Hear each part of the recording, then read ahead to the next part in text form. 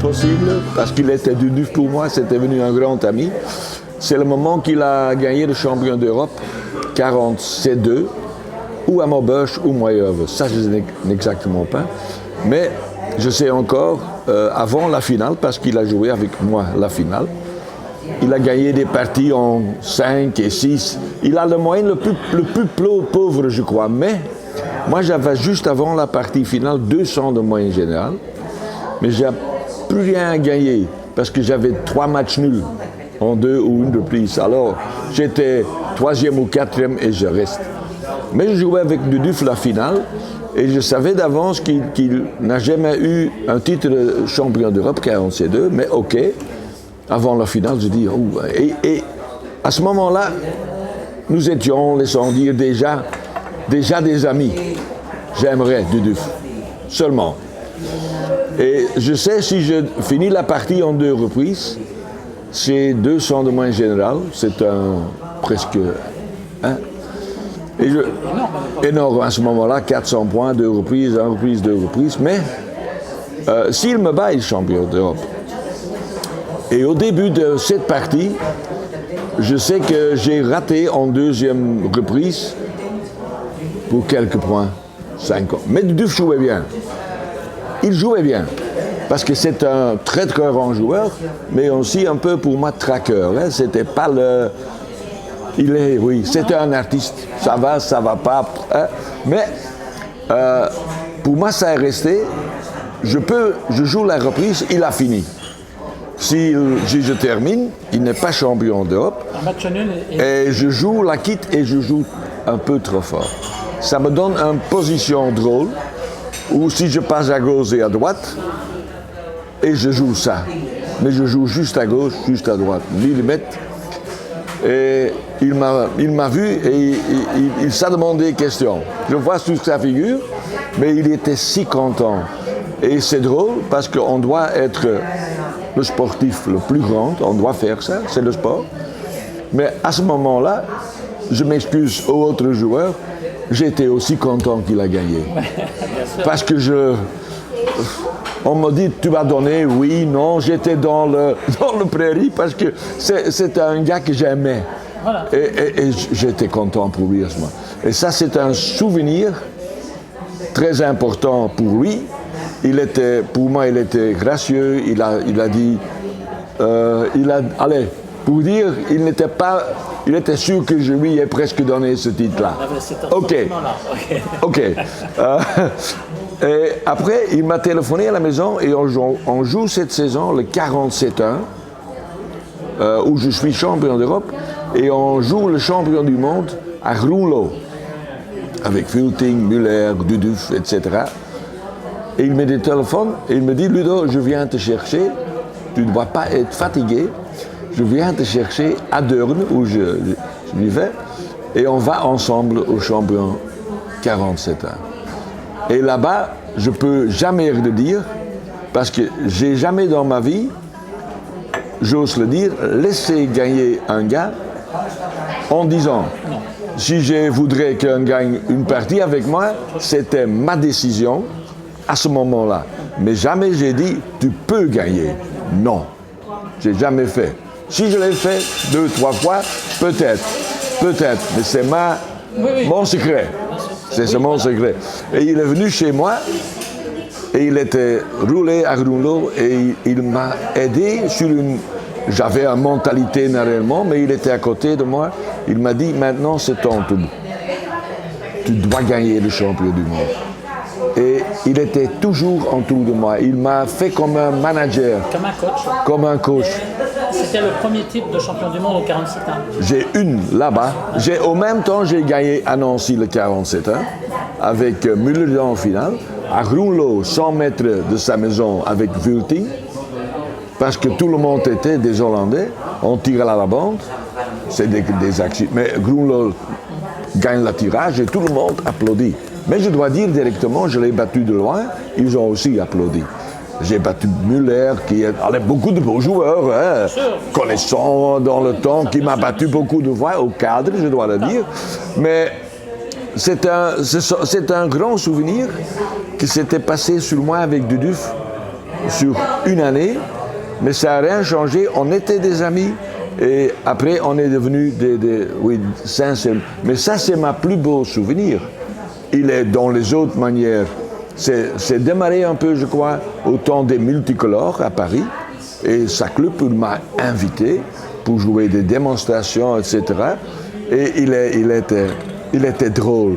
Il m'invite une fois à Orléans, chez Cheviot, pour des démonstrations entre nous deux. Et j'ose dire, aux 47 ans, je jouais pas mal du tout. Et on joue démonstration, et il y a toujours un peu dans ce temps-là des tombolas, des loteries. Et on joue match billard, et il commence, et il me donne des billes, laissons dire, au paquet.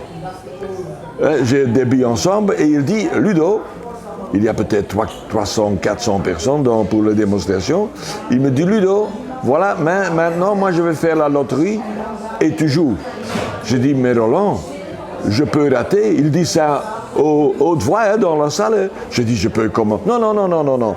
Tu peux pas rater. Tu vas les montrer comment on doit jouer au tiers de billard le 47-20. Ça, c'est tout duf. Et je dis, qu'est-ce qu'il dit? J'ai joué une demi-heure et j'ai pas raté. C'est peut-être accident. Mais j'aimerais voir du duf. C'était un artiste, c'était un ami. C'est un peu, oui. Il pouvait être sérieux. Mais moi, je pense plutôt à Duvetel comme un ami qui était toujours agréable, qui a toujours des plaisirs. Et drôlement, oui, c'était venu un des meilleurs amis que j'ai eu dans le billard. Il ne sait peut-être pas, mais pour moi, je l'ai pris dans mon cœur. Il avait un grand sens de l'humour. Oui. Il plaisantait beaucoup, mais pas avec n'importe qui, en fait. Il avait une forme de ségrégation dans l'amitié. Il était réputé pour... Quand il aimait les gens, alors il les aimait vraiment beaucoup. Oui. Mais quand il détestait les gens, alors là, il n'était pas agréable. Il est dur. C'est la vérité. C'est vrai, son dur. C'est du duf, comme j'y pense. Très sérieux, mais plutôt, dans ma vie, un type agréable. Mais il pouvait être sérieux. Parce qu'en parlant, j'y pense, dans le temps, qu'on jouait à Amersfoort, le pentathlon, avec 5 joueurs. Et je sais encore, il y avait un problème dans l'équipe française, un joueur ou deux joueurs qui n'étaient pas comme ils pensaient, sur le plan, laissons dire, agréable, correct. Et il était du vin, comme vous dites. Hein. Il a dit, les joueurs chez lui, pas de problème, monsieur, il faut jouer au billard. Faire des réclamations, c'est pas maintenant qu'il faut le faire. Avant ou derrière, il faut jouer. Parce que l'équipe française, c'est un peu un balance drôle. Hein, si je sais qui est là-dedans, des drôles de joueurs. Mais là-bas, Duduf, il prenait comme un capitaine de l'équipe. Hein. Je ne sais pas qui il était, mais je sais encore. J'ai dit, Ramon est à mon côté, je dis, vois, Duduf, j'ai jamais vu. Ça, c'était la première fois, je le vois si sérieux. Et il a dit, les joueurs, viens ensemble, messieurs, on est ici pour jouer. Pas pour l'un là, moi. Et ça, c'est de nouveau aussi. Il pouvait être très sérieux, ça je sais. Mais j'ai pas eu beaucoup de fois un Duvetel qui était sérieux. Il aimait la vie.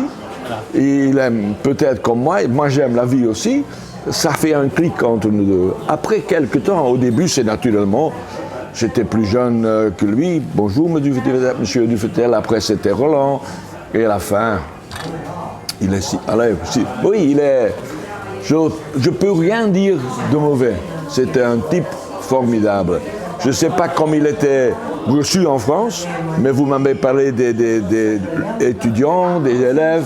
Ça doit être très agréable. Tous les élèves que j'ai pu interviewer confirment bien que c'était quelqu'un de très chaleureux, mais également très, très exigeant. Oui. Sa méthode d'enseignement, sa pédagogie était... Oui, mais je suis sûr, comme il était au billard, il doit être très sérieux.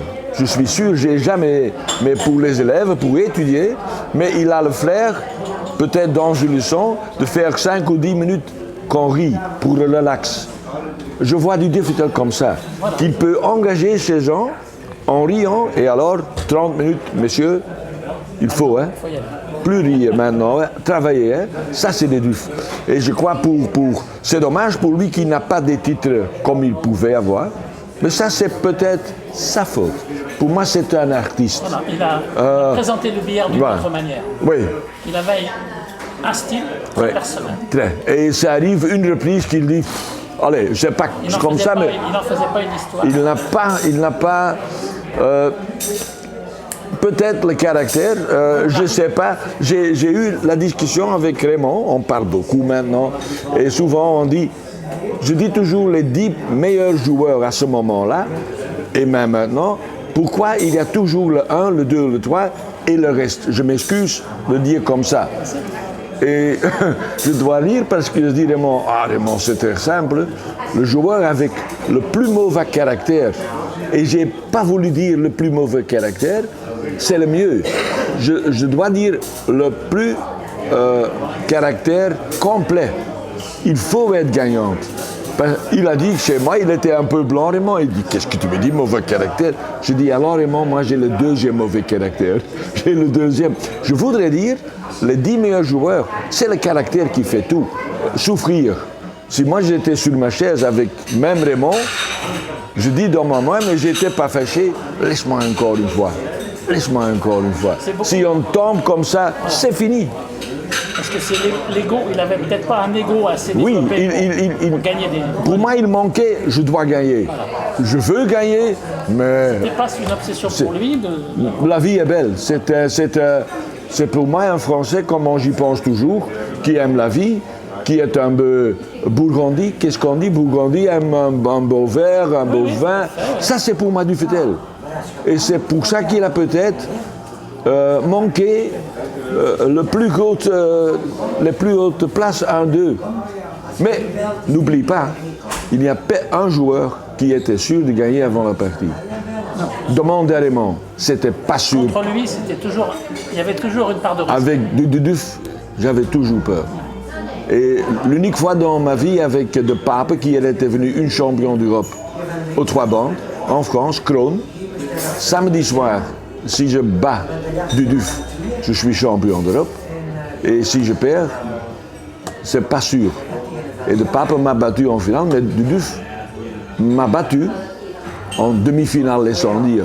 Alors c'était au même temps un grand sportif. Oui, beaucoup. Si elle m'a fait des plaisirs de ma vie au billard, je ne sais pas. Moi, je parle du 47-2. Si je mets un plaisir avec lui, il n'est plus là.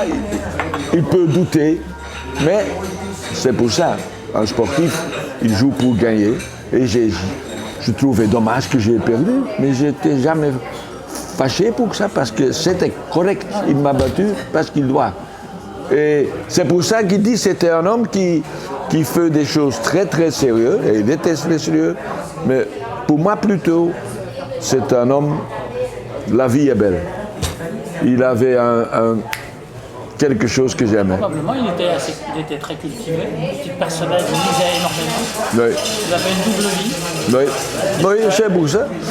Chez moi, mes supporters dans le temps, moi j'essaie d'être toujours riant, même si je suis battu. Ici, ça fait mal, beaucoup. Et il y a des supporters de moi qui disent, mais tu fais rien, tu aimes tu dis bonjour, tu dis félicitations, pourquoi? Non, c'était pas comme ça. Mais je trouve au moment que tu vas perdu, vous dois être sportif.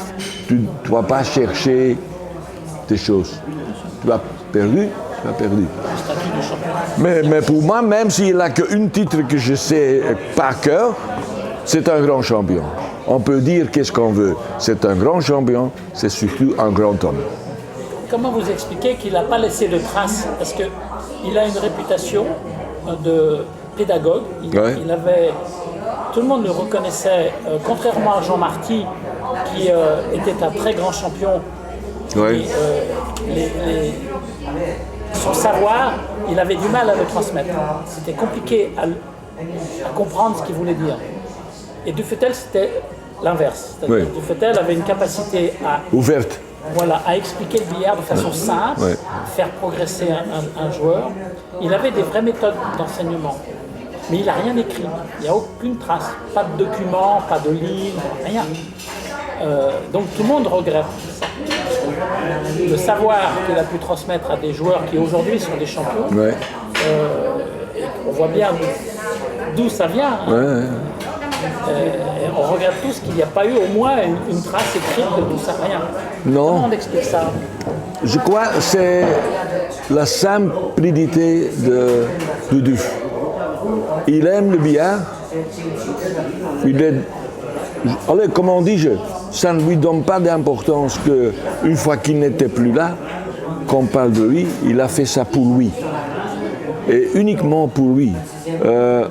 Et je crois il y a des gens peut-être comme professeurs qui ont ça dans leur... Et le plus important peut-être c'est que tous les gens qui ont connu Dufetel, comme il était, on lui porte dans notre cœur. Mais il n'y a pas de bouquins, il n'y a rien. Et ça c'est pour lui dommage. Mais peut-être c'est sa vie. Il n'a pas cherché ça. À se mettre en avant. Non. Il était content, il aimait le billard et il a fait sa vie. Mais il n'a jamais voulu être dans la grande lumière. Et ça c'est une chose, oui. Je ne sais pas. Je essaye à comprendre parce que moi, maintenant je le compare un peu avec moi. Je suis content avec ce que j'ai fait dans le billard, mais j'ai même un peu l'impression... J'ai fait parce que j'aime le billard. J'ai fait pour moi. Et si on parle un peu de moi, je suis content. Mais ce n'est pas ma vie. Oui, c'est ce que j'ai fait en billard et j'ai des titres qui donnent un peu plus d'expression. Et c'est pour ça que Roland peut-être a manqué des titres ça donne plus de valeur. Mais il est simple, il n'a pas cherché ça. Il aimait ici avec notre table ici, parler, amuser. Et il y a d'autres joueurs qui trouvent que c'est important que... non, je crois que c'est la simplicité de Dufetel qui a manqué, qu'il n'est plus dans la lumière ou dans les... Hein? Je crois qu'il n'était plus là. Et c'est dommage.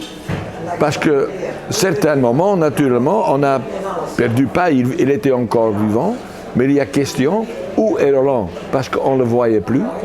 Il était dans son petit coin. Et... Oui. Il a dit à Barbillon, il a dit qu'il ne voulait plus rester dans le contact du billard parce qu'il avait... Déçu. Il était déçu. Pourquoi je dis avant, vous dites ce mot-là? Il aimait le billard pour lui. Et je suis sûr, j'ose dire que j'ai parlé aussi, et on sent, moi j'étais au plein, ma vie, jouer, mais je sens, et c'est drôle que ça arrive avec des joueurs plus âgés, je m'excuse le mot, qu'ils n'étaient pas contents avec le déroulement du billard. Il aimait le billard, mais il était déçu dans le billard. Pourquoi? Il y a toujours des choses pour... Mais ça, c'est la vérité. Le plus riant de tous les joueurs peuvent avoir un solitaire, ils peuvent être solitaires, c'est le mot, et oui, je peux le comprendre. Parce qu'à la fin, moi, ma vie, c'est le billard. Mais si je suis content avec le billard, oui, je suis content comme beaucoup de joueurs maintenant jouent, mais je trouve que le billard restait sur place. Ça n'a pas donné la valeur par difficulté que... Tu disais que tu étais toujours partant pour venir aux invitations à Paris chez Duduf, oui. Il avait ses salles et tout ça, quoi. Mais je veux dire, mon professeur, dans le temps, c'était Vervest, mais je voudrais dire que après, parce que je jouais, c'était un grand professeur, techniquement, je trouve. Il m'a tout compris, j'étais 5-6 fois avec lui, de 11 à 17. Et soudain, et je sais que c'est plutôt un peu, je crois, l'école de Conti, Baflar, Van Leemput, qui était connu dans le temps. Et Van Leemput, m'a appris, je ose compariser Duduf avec Febrest par personne, en riant, très sérieux. Et je pense à Van Leenpoet, pourquoi? Parce qu'il m'a mis, et je ne sais pas ça de Duduf, Febrest m'a appris tout. Mais il m'a, une chose qui est drôle, Van Leenpoet m'a fait juste devant une bille, droite. Je n'oublierai jamais, je vais chez lui, 17 ans, à Bruxelles, et il me dit, c'était un Anversois, mais je vais le dire en français, Délice, je joue pas mal au billard, hein, mais tu ne fais pas un coup droit. Tu n'es pas droit devant un bille. Et pourquoi je raconte ça? Parce que ma discipline le plus pauvre, c'était la bande. J'avais peur d'une bande, j'avais peur de bandes. Je voudrais les billes ensemble. Et là-bas, j'étais fort. Et le reste, Georges me dit, il faut le faire, et si ça rappelle, etc. Et il m'a appris d'être correct après un billet. J'ai eu 3-4 leçons. Il était très gentil. Et c'est devenu mon jeu plus favorable.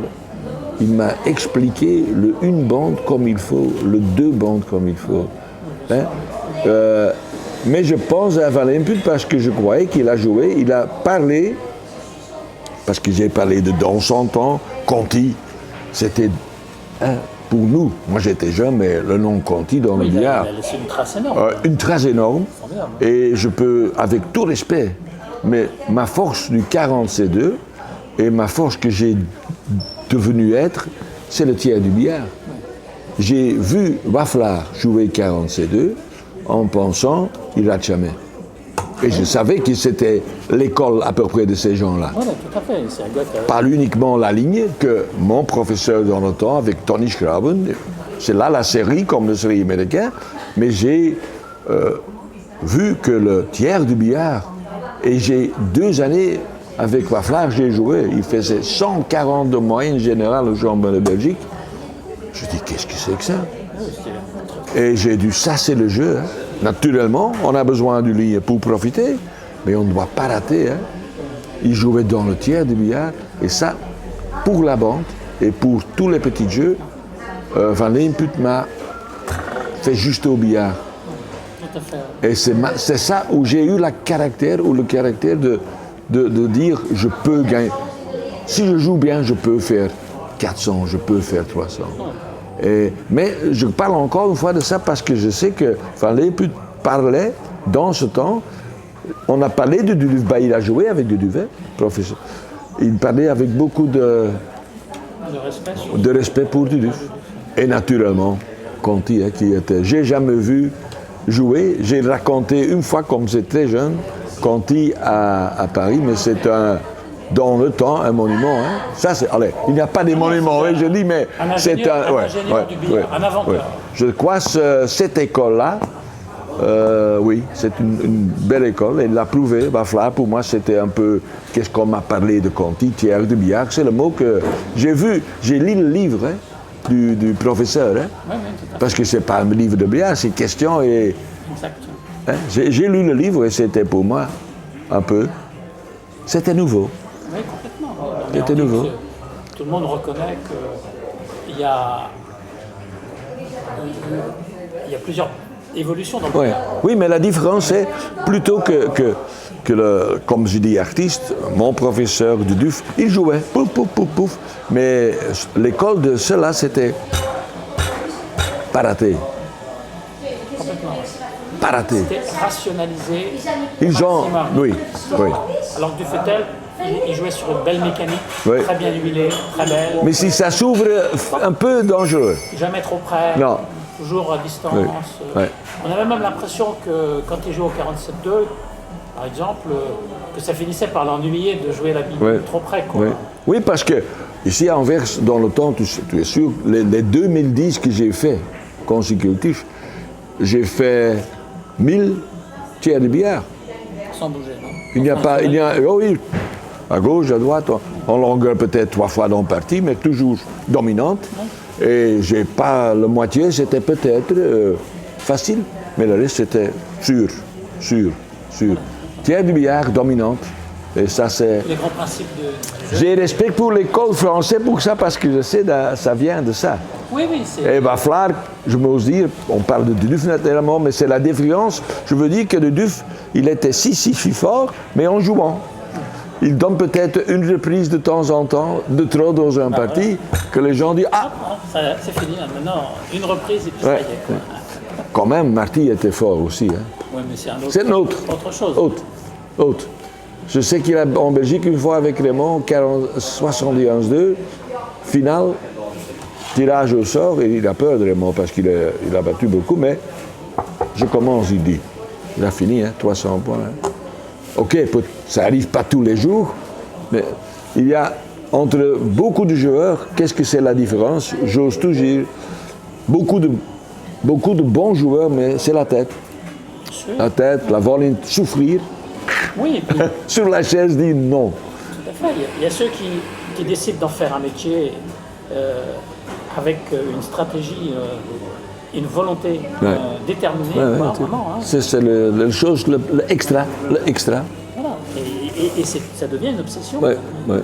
Ils se préparent pour ça, ils sont mentalement préparés à la victoire. Ouais. Et même les défaites, ça leur donne plus de force pour aller à la suivante. Ah oui. Et ainsi de suite. Ah oui.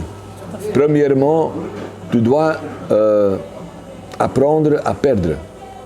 Mais en même temps, il faut apprendre comment faire pour gagner. Autrement, tu restes perdant. Hein?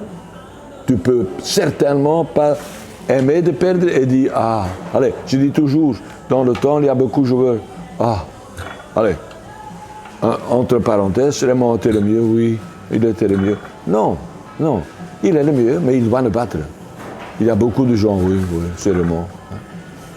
On va. Et ça, c'est pas bon, j'aime pas. Ça, c'est pas mon caractère. Respect, 100%. Hein. Je dis toujours, c'est le meilleur joueur qui a existé, en total. Mais dans le temps, je disais non. J'espère que je peux dire ça.